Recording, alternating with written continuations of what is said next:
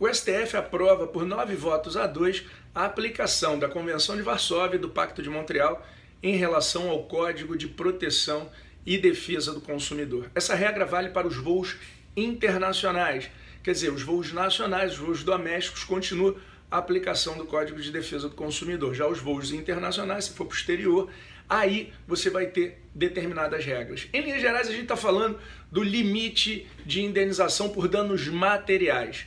Hoje, a gente trabalha com que hipótese? Bom, um princípio de reparação integral dos danos.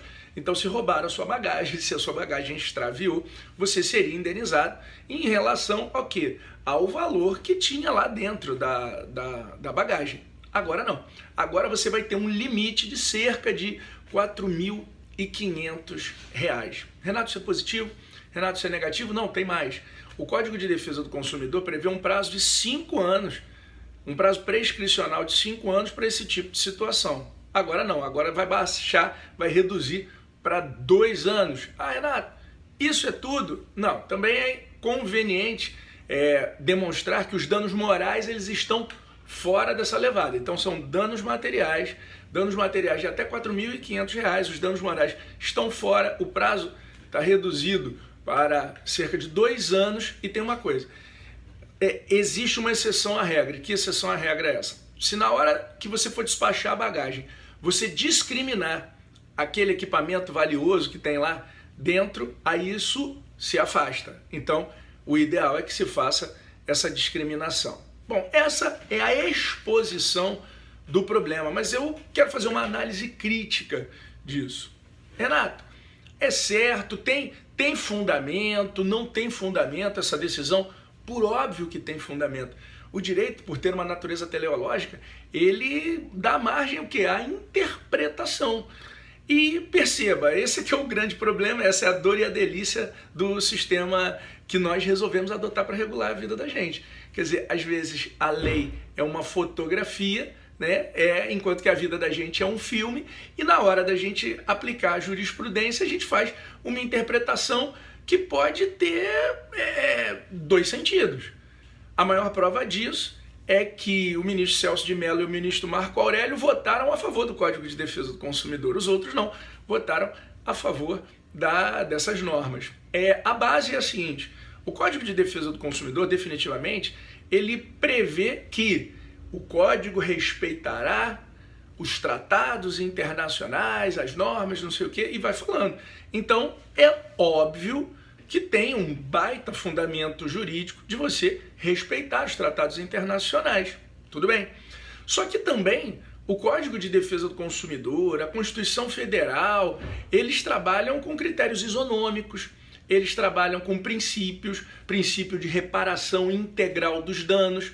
Então a gente vai ter uma contraposição de princípios em que vai se sopesar quais são os mais sensíveis e serão aplicados aqueles que os julgadores interpretem de uma maneira uniforme quais são aqueles que são mais importantes para a sociedade como um todo. Como estudante de direito do consumidor, um apaixonado pelo direito do consumidor, eu não consigo entender como essa avaliação tenha sido boa para os consumidores, de uma forma geral. Não consigo realmente interpretar dessa maneira. Veja que eu tenho uma postura bem aberta de saber que se foi julgado é porque tem fonte legal, competente para tanto, mas existem outras fontes também.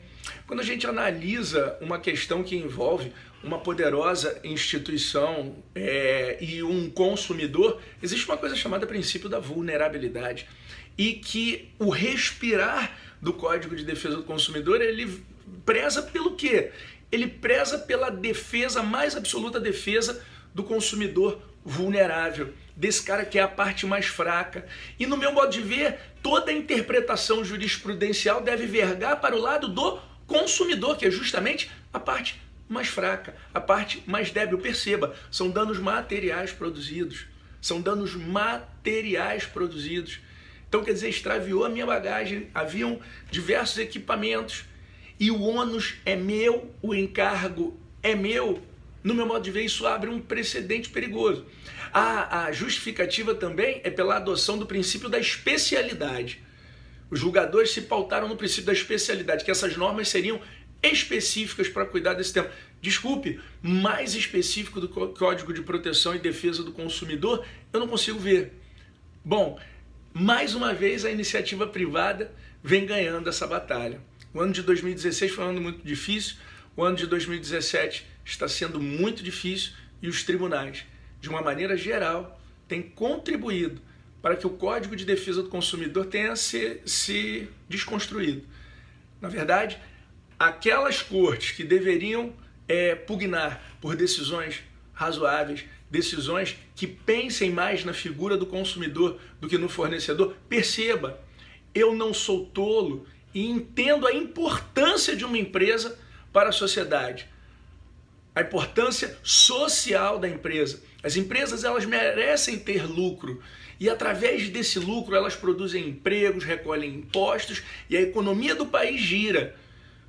Só que eu estou interpretando que ultimamente os interesses econômicos das empresas têm se sobrepujado em relação aos interesses da nossa sociedade.